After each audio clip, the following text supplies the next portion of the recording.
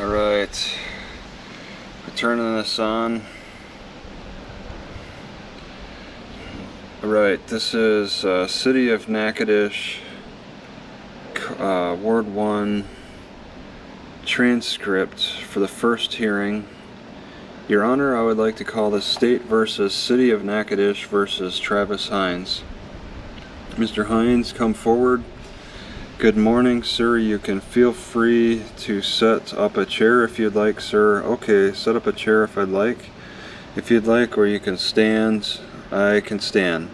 That's fine. So in this matter, I have received a number of motions, so I'm going to take them all as we go, and I believe the state has filed some motions as well, and some responsive pleadings to what you have filed. So to do this orderly, I'm going to go ahead and take each one as they were filed, and then please note when you filed a motion, I don't sign motions without a contradictory hearing, meaning that I expect both of you to come forward and say what you have to say. So when you do submit a motion, I won't add an order to set it for a date, which I have done here today. So in this matter, the first motion you have filed, sir, is a motion to dismiss. You filed that on January 31st, I believe it is. Your argument, sir, it's your motion. Well, the motion I want to say stands on its own. Okay, but I can add that I do have other court cases I'd like to add to the argument. Okay, and this is a motion to dismiss. Your first motion you filed back in January? Correct. Okay. I request that this court make a ruling on the lawful nature of my arrest. This is a matter of law. The cases I'd like to add are White v. Morris from 1977. And I don't know how much background the court would like on that. A police officer sued somebody who was arrested, got punched, his jaw was broke, he sued the arrestee, and there was the decision that came out of that in favor of the defendant. And also Louisiana versus Timmy Hill in 1998. Police cannot search the defendant's, police cannot search, the defendant's, just a second here. Whoops. Okay. Police cannot search a defendant's without reasonable cause. Johnson v. Thibodaux City in 2018, police cannot arrest over ID. And then Miller versus U.S. from 1956. An exercise of constitutional right cannot be converted to a crime. And then Brandon versus Trahan versus City of Scott, and out of the Third Circuit, 2001, a private investigator was approached by the police, and they demanded his ID without good reasonable cause, and he later sued the police department and won for that, for being demanded of his ID without reasonable cause. And then in the Louisiana Constitution, I don't believe that was added. Oh, it is. Under Section 5, we have a right to privacy and to be secure in our persons, property, paper against unreasonable searches. Also, there was a court case, Brown v. Texas in 79, and El Paso man was stopped for no reasonable suspicion. There's a Fourth Amendment violation there as well. So my motion to dismiss, it stands on its, I was on, not the library incident involves a constitutional protection, and I make an argument in favor of my constitutional protections. My constitutional rights supersede police policies, which I don't know if the prosecutor wants to use any police policies as part of their argument. But if they do, I need to see the police policies. I'm having a lot of difficulty getting that. I'm also having difficulty getting discovery evidence. We'll get to those. That's different? That you have separate motions. Oh, okay. So the motion to dismiss, Mr. Benjamin, he has presented. That was the first motion he has filed. I have received a copy of your motion to quash his motion to dismiss. What is your position on this? Your Honor, I think that Mr. Hines mentioned his motion to dismiss within evolved into a constitutional discussion. Clearly and squarely, just if you take his motion to dismiss, it's without merit. It's not provided for in the Louisiana law criminally. We don't recognize a motion to dismiss. That's something that's germane to a civil proceeding. His vehicle is a motion to quash, and the grounds for motion to quash in the Code of Criminal Procedure, Article 535, are really specific. A motion to quash may be filed at any time right before the commencement of trial for, number one, if the offense charged is not punishable under valid statute, Number 2, the indictment does not conform with the requirements of Chapter 2 of the Constitution. Number 3, the trial for the offense charged will constitute double jeopardy. Number 4, the time limitation for the institution of the prosecution has expired. Number 5, the court has no jurisdiction of the offense charged. Number 6, the information of charges on the offense in which the prosecution instituted was not brought by a grand jury indictment. Number 7, the individual charged with a violation of Uniform Controlled Dangerous Substance law is a valid prescription for that substance. These grounds may be urged at any stage. That is his proper vehicle to be urged in a motion to quash. For that reason alone, it should be dismissed because it's the improper vehicle. But with respect, he did go into some constitutional law. We're not here to argue the merits of his case today. But I think he's a little bit confused. We're not here to argue his merits of whether or not there was reasonable suspicion to stop him, but because it's a trial issue, then the law stands on its own. So Louisiana Code of Criminal Procedure, Article 215, basically indicates a law enforcement officer may stop a person in a public place who he reasonably suspects has committed, or so that's 1. Number 2 has number 3, or is about to commit an offense. I'm going to stop you right there for a second. I'm trying to take these each as they come. So I'd like to, what you have filed as your next motion, it seems like to respond to his motion. Here's my position. So is there anything else you'd like to present in your initial motion to dismiss that you filed, or one that you filed in January? Well, I just want to reiterate that I request the court to make a ruling on the lawful nature of my arrest. Well, and here's my position on that. Reading your motion, the first paragraph in your motion to dismiss states that in essence that the statute is unconstitutional. I don't find it on its face unconstitutional based on various cases such as Terry stops under Terry versus Ohio, State of Ohio versus Supreme Court. So I don't, the law fails on its face, which is your first request under this motion to dismiss. The second paragraphs, 2 through 10, the problem with this is something actually that Mr. Benjamin alluded to. There are facts that are very specific to this case. This court can't make a ruling on evidence that's not in front of it, so there has been no evidence presented to me except for what y'all filed in motions and paperwork on what actually happened at that event. Clearly you have a different opinion than what happened and what occurred, and the state is having an opinion on what occurred. That has to be proven to me by evidence, meaning whether it's testimonial or whether it's physical evidence or whatever. It would be difficult for me to try to rule on something that I don't have evidence. Otherwise, you're just telling me this is wrong and that is what happened. And what he's saying, it was right and this is what happened. Y'all aren't evidence. Evidence is witnesses and physical evidence that comes in the record. So I think your motion to dismiss is premature just in this process. Now at some point you could reiterate it, so perhaps after a trial or even after some of the evidence is taken. But at this point, I think your initial motion is premature because there is nothing in evidence that can say whether or not this was an illegal arrest or what have you. So I'm going to deny your initial motion to dismiss. That is just number 1. The second motion that you have filed is a motion, well, it's called a law and argument. The law and argument is, I'm assuming, a motion to allow a recording device is really what it is. So that is the one that's titled law and argument? Yes, sir. Okay, that's the one I'm looking at now. So tell me what you want from that. Well, that's more like, I look at it as a third party asking for a third party. Just I stand on the arguments. I mean, it doesn't really like direct application to this case. No, but it's something you filed, so we have to address it. Yes, sir. I'm requesting if you would allow recording in the court. Mr. Benjamin, your response to that? Your Honor, obviously a decision such as allowing recordation is purely in the purview of the court. However, we find it objectionable that because there are no courts in this parish that actually utilize recordation. However, that's a judicial decision. Okay, based on your rules, we would obviously have security concerns. If I could take you back for a moment. The reason that we don't allow cell phones in the courtroom is because one day we were here in this particular courtroom, and I remember quite vividly a gentleman standing there trying to live stream what was going on and carrying on a fiasco on a Facebook Live. That's the reason we don't even allow that.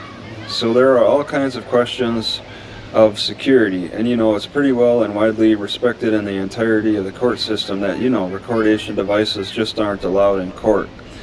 Lawyers in some federal courts, we actually check in our phones in before we go in, and we're officers of the court. So I don't know what makes Mr. Hines any different. So we would think that that's just over the top. But however, it's up to the court's purview. I have read again your motion, Mr. Hines, and you are correct. You have a right to a speedy trial, which usually is meant for those who are languishing in jail. But you do have a right to this, and I hope that you appreciate we did set this with this hearing within 2 weeks of your filing. And you do have a right to a public trial.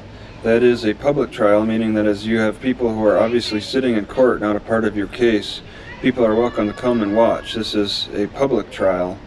Regarding if you have issues with the fire marshal and there are too many people in court, sometimes we can't have everybody in court that we want to.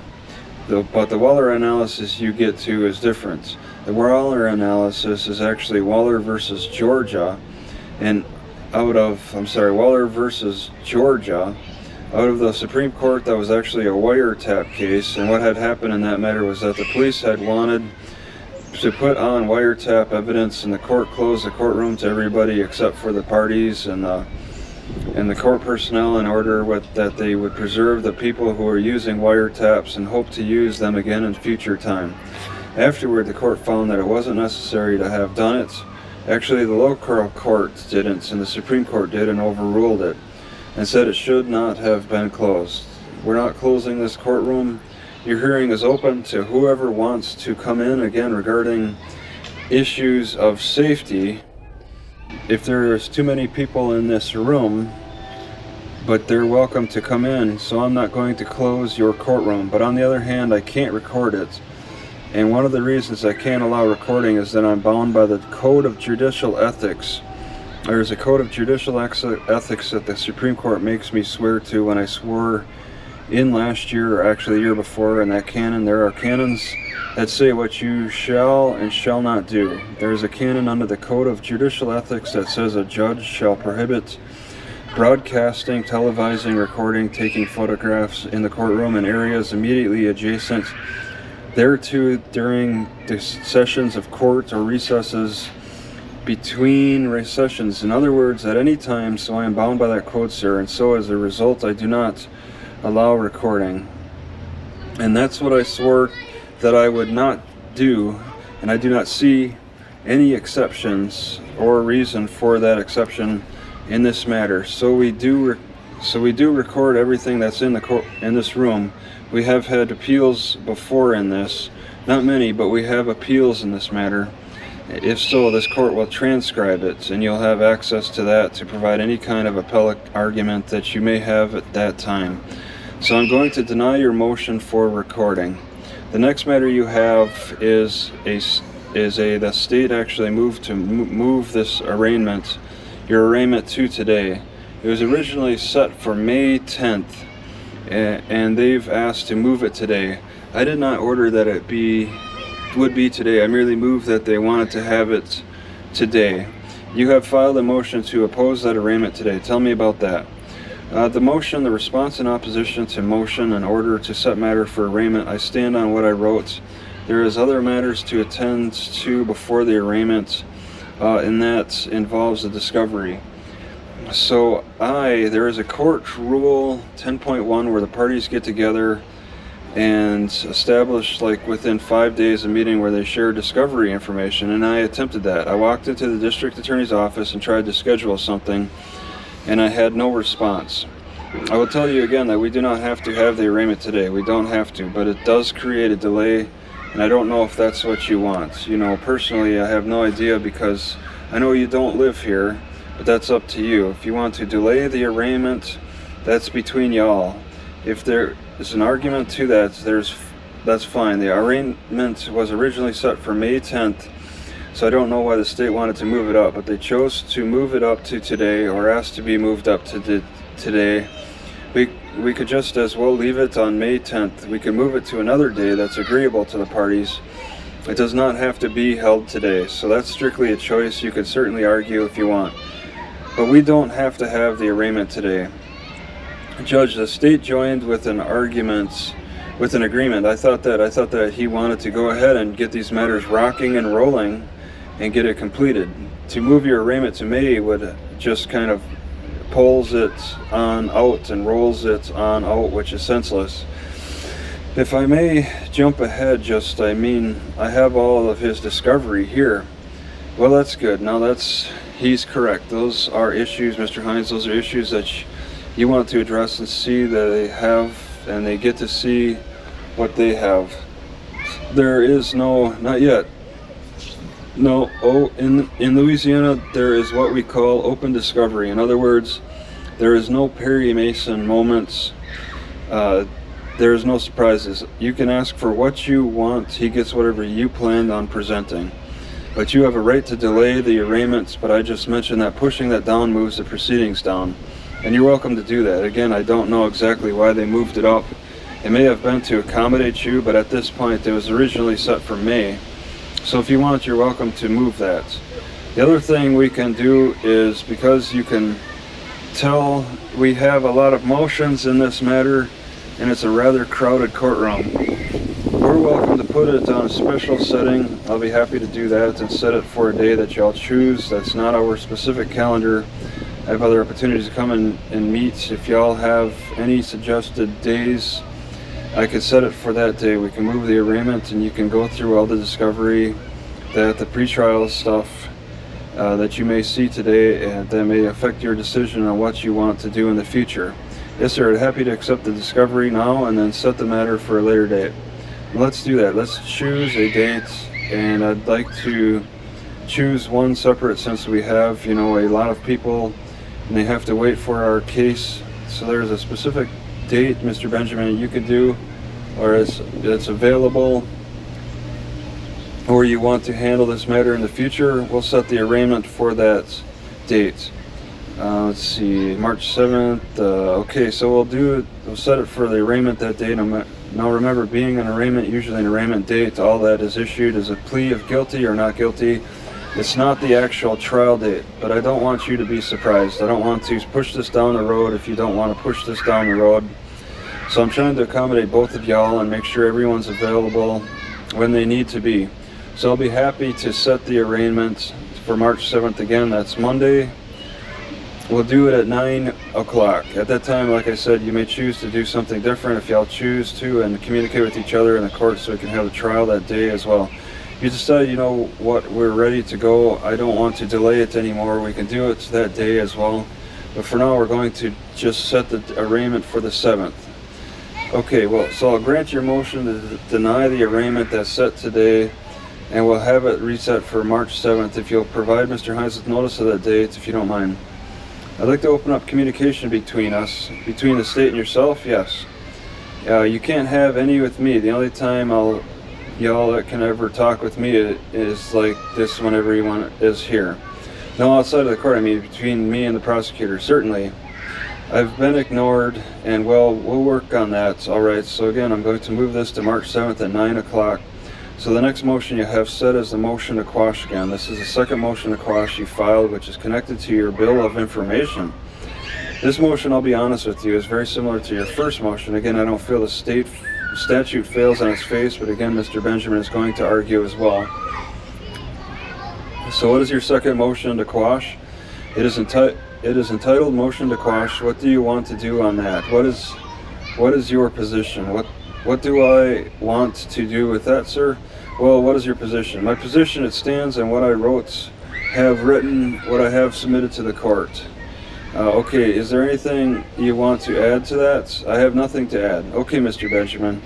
You were discussing earlier, you have filed a motion to quash defendant's motion to dismiss, but you've also filed a motion to quash as it relates to admission, etc. Yes, Judge. You were arguing earlier when I interrupted you. Yes, sir. Okay. So quite simply, the state did not. The state just articulated the law, because otherwise we would jump into arguing facts, which would prejudice both the state and the gentleman. And I would also ask that any facts that he indicated, that they be strictly for the record, because they are not before the court. They're not under oath.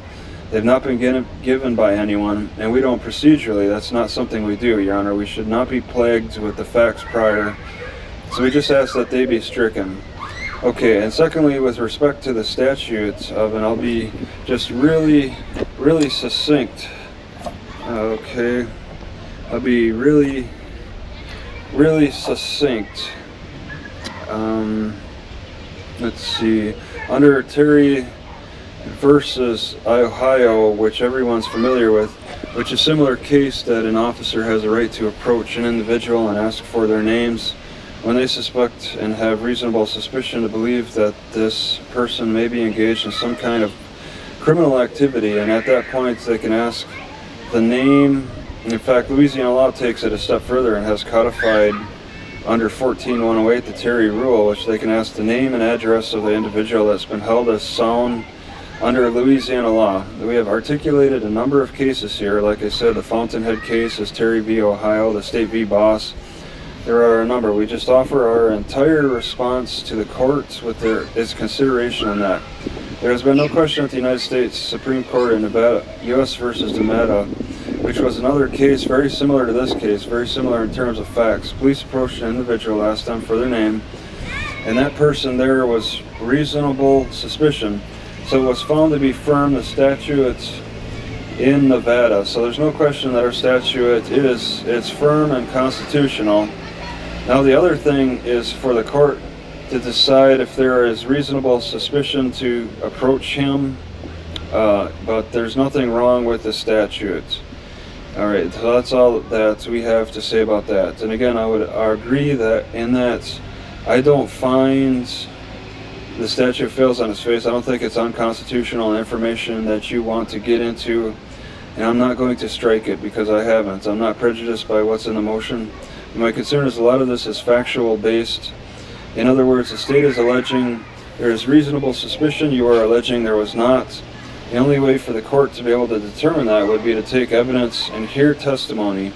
The other point, though, I would want to bring out is that Mr. Hines has filed stating that the charge and the request from the state for the charge are differently lettered and numbered, which is correct. But I think it's the way the statute's written. 108, paragraph A is the crime, paragraph B just explains instance of that crime. So even though Mr. Hines is alleging is that the initial arrest was under 108 BC, I think it is, and then the state has failed it as a 108 AC. They think it's the same concept, but they're just not different charges. It's just a clarification of what the B part is. In other words, A says you cannot do these things, and B says these are what these things are. And it kind of explains more than anything. I don't think it's two different charges. For clarity's sake, the state wanted to address why the initial charge is lettered different than the actual charge you have brought. And Judge, the police officer made their arrest. It's kind of a trial issue, but the state is free, as your honor is aware, to change what the charge is anytime. We do it all the time. We do it in open court. There's no laws that says you can't. No law that says we can't. No, we change it to fit. There are many times when officers are in the field, write a case, make a charge, and when we get to screen the charge, we think that something else fits better. So we tweak it and we charge that. That's what prosecutors do anywhere in the country. So that's what it's about, because we are the final arbiter to make the decision on what's the proper charge to bring before the court. I think 108 is 108. I think it's my position that is that charge is the charge. I think there's now if for some reason they have suggested something totally different from the original charge, I would be concerned it's the same charge, it's the same construct, it's the same allegation of what occurred or didn't happen. I'm not saying it's accurate. I'm not saying it happened. I'm not saying they're alleging the same thing they've alleged from the start. So I'm going to deny it based on the fact that, but I don't think you still have a right to raise those motions to quash, really more than a motion to dismiss, after evidence has been taken. And the court may agree with you and say this wasn't appropriate, this was not a reasonable suspicion case, and I may agree with the state, but I will not start to wade into that water until I have evidence in front of me. So I'm going to dismiss that motion. The next motions are all really more procedural, so I want to know how that is going. I know he has suggested he has discovery for you today. All right, I'm just gonna scroll through this here.